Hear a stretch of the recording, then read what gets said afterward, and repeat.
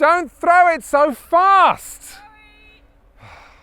Let's talk about Blaseball, because like thousands of people, I am obsessed. So this is Blaseball. In a nutshell, Blaseball is a free idle browser game that lives at blaseball.com and simulates a baseball league.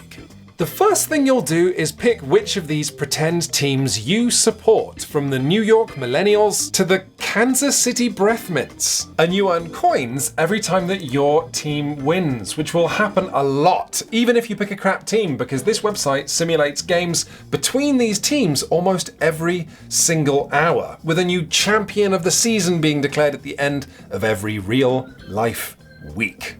To figure out what happens during all of these pretend matches, the simulation simply looks at the statistics of each team's players. So if we go to the Canada Moist Talkers and look at their star pitcher, Polka Dot Patterson, we can see how good she is at all kinds of stuff, and also that her preferred coffee includes heavy foam. And on one level, Blaseball is as simple as that. It's just surreal, fantasy, fictional baseball with a sense of humor. But Blaseball has many levels, so get ready, because going any deeper into what makes this game a growing online sensation is like performing an autopsy on the Philly Fanatic. Because Blaseball is a website, fans have been able to study some of the game's code, discovering that all players, including our Polka Dot Patterson, actually have a minimum of 31 additional stats. To just stick with Polka Dot, any player's pitching skill is a composite of 7 of these stats: coldness, overpowerment, ruthlessness, suppression, Shakespeareanism, unthwackability, and number of fingers, which in Polka Dot's case is 87. She has 87 fingers, or at least she does at the time of this video.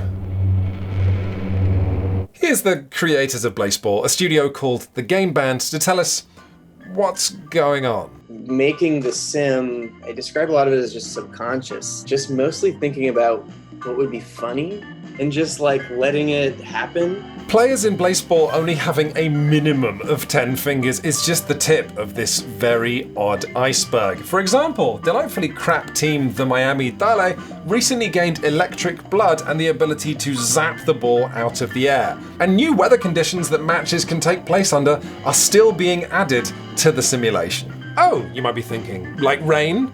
No, not really. The current list of possible weather is as follows: peanuts, birds, blood drain, feedback, reverb, and solar eclipses, in which beloved simulated players might be incinerated. Yes, Blaseball athletes can die. It's like Formula One in that respect. 260 athletes go into each season, and not all of them are going to come back out again. And yet, by the time you are watching this video, anything I'm telling you could be a lie. And that's because, unlike the many beloved athletes who have died playing Blaseball, the game of Blaseball is alive. And that's where you come in. All of those coins you're earning can be spent voting every week on new decrees and blessings. By voting for blessings, you're basically buying your team raffle tickets for upgrades like, permanently shrinking your team from 14 players to 13, or changing your team's entire blood type to grass. What does that mean? Nobody knows! Part of the fun of Blaseball is the community trying to figure out just how this arcane simulation works. As if they were mapping a haunted house that's always growing and changing when you're not looking. But every week, players also get to vote on one of several decrees that will permanently change the game of Blaseball forever, like introducing a new game mechanic, or one of them was making the most popular team last season run around an extra base next season. There was one that just says the team with the most fans will evolve. We don't know what that means today. We may never know what it means. All you know in Blaseball is you're going to get what you vote for, making it significantly more fun than actual democracy. So that is Blaseball in a nutshell. Kind of. You see, what's happening on Blaseball.com with this sport that's evolving every week is more like the rigid and unfeeling shell of the nut. To truly understand this game, we're going to have to tease this shell apart. Because the heart of Blaseball is love. I think from the beginning it was always like, let's make a game that brings people together and centers around a community. and plays with it and sees what comes out of it. It was growing in season 1, and then by season 2, all the fan art started to come out. That's something I've never had on a project that I've made, is just a ton of fan art. I'm a Breath Mints fan, and so my first fan art that I saw of Boyfriend Monreal was Boyfriend had like 1,000 eyes or something. It was like this amazing like player card. It was so beautiful. And I was like, wait, people are making art of this game. And then the music started to come out. And like the Barrages started to put together an album, and that was just surreal. Right, you know how passionate sports fans can be, tracking stats and cheering for their team? And you know how creative internet fandom communities can be, making fan art and fan fiction and memes? Blaseball, in being both a sport and a surreal cinematic universe, fuses sports fandom with nerd fandom, and the result is a supernova of creativity. When Blaseball launched in the summer of 2020, it was just some teams that had funny names and an emoji and a bunch of players with names that could have been drawn from 1995 SNES classic Fightin' Baseball. But almost instantly after the game launched, the community began creating backstories, not just for these players, but for the teams, even for the mechanics in the game. Acting as a kind of hive mind Rumpelstiltskin, the community began spinning this characterless, surreal straw into gold. Development of one of Blaseball's simulated players often starts with the community of fans in the team's Discord channel using the player's name as a springboard to discuss who that player might be. That's how the fans decided that a player called Quack Enjoyable is a duck, or how Jessica Telephone looks like this. And from there, that player gets a wiki page, a backstory, fan art, memes, trivia. Players might create Twitter accounts to roleplay as them. And yes, Blaseball athletes have even inspired musicians to write songs. And he pitches the ball in the same way to the same place every time like an ass. And if you get into reading this stuff, what's really delightful about Blaseball is that it's near endless. To truly understand the scale of Blaseball, realize that each of the game's 20 teams has a unique community that's constantly expanding their own lore and the bios of a total of more than 280 players, so long as you include all of the dead ones. But even this joyous stuff doesn't fully explain the appeal of Blaseball, which isn't in the community's marvelous world building any more than it's in the developer's bizarre simulation. The true magic of Blaseball is in how these two sides, the developers and the fans, feel a responsibility to develop the game in collaboration with what the other side is doing. We have things that we're planning well in advance, and we also are very much listening to the community and checking the pulse. Especially when they find a big goal as a community, like we definitely try to encourage that. It's like sometimes I think that the community is making this game just as much as we are. I'll give you an example of exactly this that shouldn't sound too much like Inside Blaseball. In Season 6, the developers introduced idols, allowing players of the browser game to choose their favourite player and earn coins every time they hit the ball or struck out a batter. The devs also added a leaderboard ranking players by who was getting idolised the most, as well as a blessing in that season's elections that let a team steal the league's 14th most idolised player. However, Blaseball's community then realised that nothing stopped them from idolising players who were dead. They were just listed in the system under Null Team.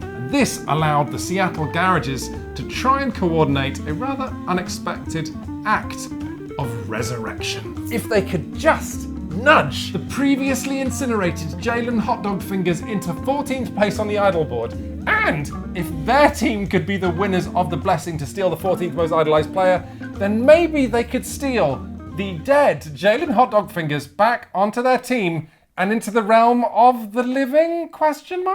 Now this was all theoretical science on the part of the players, but the developers went full yes and on the situation. Yes, Blaseball players should be able to do this, and necromancy should have consequences. When the next season began, Jalen was back on the Garages team and pitching like nothing had happened. Until something did happen. Fans watching the simulation were alarmed, shall we say, when the now undead Jalen Hotdog Fingers was revealed to have picked up the habit of throwing the ball at the players on the other team, leaving them unstable and drastically increasing their chances of being incinerated. Elation turned to horror throughout the league as it was revealed that batting against Jalen could now be a death sentence. Another example of Blaseball's developers just mentally going where the players were was the time the Unlimited Tacos managed to trap their entire pitching lineup in giant peanut shells, don't ask, just to see what would happen if they had to play a match but couldn't pitch a ball. And to the delight of the community, the developers responded by giving the Tacos a new player with the first name Pitching and the second name Machine, who at the time of this video is the most popular player in the league. Think of it like supporting a sports team in real life is already exciting and unpredictable, but then Blaseball asks the additional question of what if a team's fan base's passion and fervour and ingenuity could actually help that team and inflict changes not just on that team but the entire sport. It's also a lot less toxic than sports fandom traditionally is, because the developers of Blaseball, in giving the game such a dark, brooding and mysterious tone, are able to act as antagonists. On one level, Blaseball is a horror game, but it's a story about, I think for us, building community like amidst malevolent forces that are outside of your control. So we have to play the role of antagonists for that community to rally against. So the developers of Blaseball are always watching for what the community find funny or scary or are just interested in, and then the developers put more love into those corners of their demented website. And then for the players who are sharing all this fan fiction and fan art, that side of the game is made so much more exciting because these players that the community are falling in love with have lives of their own within the simulation, which means they still have the capacity to surprise us. Remember Pitching Machine? In its second day in the simulation, it randomly happened to be playing under blood drain weather and drank another player's blood, making it an even better pitcher, and the crowd went wild. Equally, fans would never have agreed to a mechanic being introduced in Blaseball's second season that sees their beloved fictional athletes getting incinerated. Goodness me! Fans have decided that lots of the Blaseball athletes are in romantic relationships with one another. And yet, that's why it's so important that things like life and death and how good any of these fictional athletes are at Blaseball should be out of the hands of fans and in the hands of a horrible, uncaring simulation. Because that makes every player in the league feel that much more fragile, which in turn makes them that much more lovable. And this is why a season of Blaseball is so engaging to watch as a fan. Think about the emotional ringer you get put through watching a real-life sports team. Now imagine that in a particular game, your favorite athlete could burn to death, leaving behind their best friend and lover and dad and dog, who are all also on the team. That's what we're dealing with here, and it's fabulous. Blaseball is getting more and more fans every week, and I'm thrilled to say that the developers' Patreon is getting more and more love. Because talking to the developers, this is a game that wouldn't have even existed if 2020 hadn't been such a tremendously crap year. I think the world does feel kind of like in this horror state. It's just there's so many things going on and nobody can really keep ahead of it, which, sounds like Blaseball. We were also developing this, while very closely monitoring the MLB's situation and to watch their decision-making process and to see the values of money, trumping the values of safety, kind of eked its way into the game. It's an insane world right now, and Blaseball is insane, but at least Blaseball takes the mask off and is very honest about that. And my instinct is that fans find community in that gallows humor. What they bring to Blaseball is care, and the horror comes through in potentially losing them or horrible things happening to these products of their own imagination. And that's incredibly fascinating to me. Thank you very much for watching, everybody. If you've enjoyed this video taking you into a world of sporting legends, you've got to wonder, would you enjoy real sports as well? Oh, yes, that reminds me. This video is brought to you with the help of CuriosityStream, a streaming platform home to thousands of documentaries, including Knuckleball, a documentary about two of the baseball world's most unusual stars. What's the Knuckleball, you ask? Watch and learn. Just cut to the... You need the fingertips of a safecracker and the mind of a Zen Buddhist. Because you throw the ball off of your fingertips, but if one of those fingers happens to catch on the ball or stay on it a little bit longer, it tumbles. And once the ball tumbles, it's like batting practice. Here, hit it. A lot of times it has a mind of its own. It's going to do whatever it feels like doing, and you don't know what that's going to be. You let it go and see where it takes you.